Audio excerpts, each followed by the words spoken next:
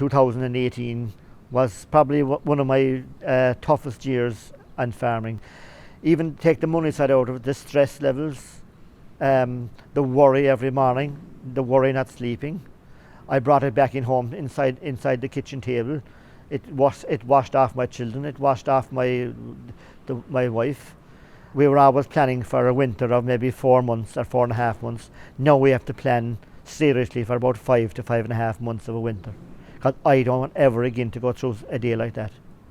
If you look over the last 2 or 3 years and you see that maybe some of the weather extremes, farmers have had to deal directly with that more so than maybe people in towns and cities, because you have stock outside, you have land that is either too wet or too dry. Just look at last year, just take the snapshot of a year.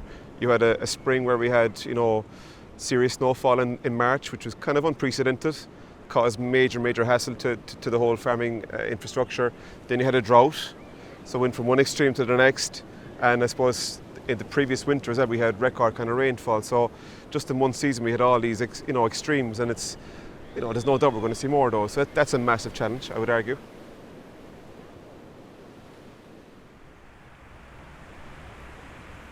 All along the edge there was a fence there before.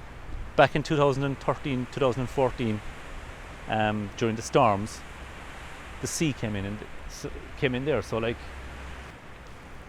we're well aware of all the problems. Like if there are bad storms or rising tides or anything, it's going to affect me before it affects anybody. So like, I mean, it's not as if we don't know what's going on. I think we really haven't felt it as yet. All right, we've felt the climate change, we'd say, with the extreme temperatures, extreme frosts, droughts, heavy rainfall, wind events, the hurricanes, stuff like that. It is no doubt, it is changing, and people are starting to recognise that.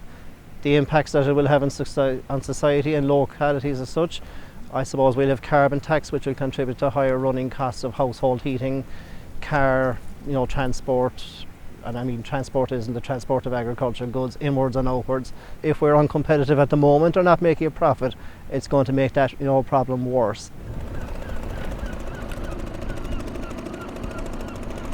I think our lives in Kinsale will absolutely be impacted by climate change. Everyone here is really conscious of being so close to the water. My house is built on the water, so while that's beautiful, that's a worry.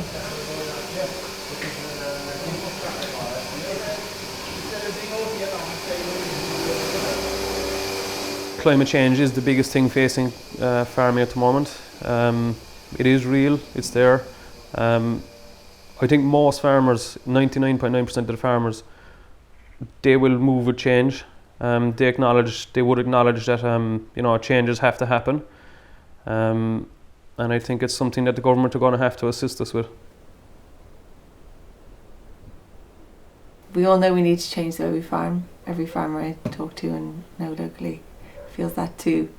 And in a strange kind of turn of events, as farmers we've been backed into a corner where we're kind of blamed for climate change. And I just think I've never met a farmer who got up in the morning and said, today I'd like to go and ruin the environment.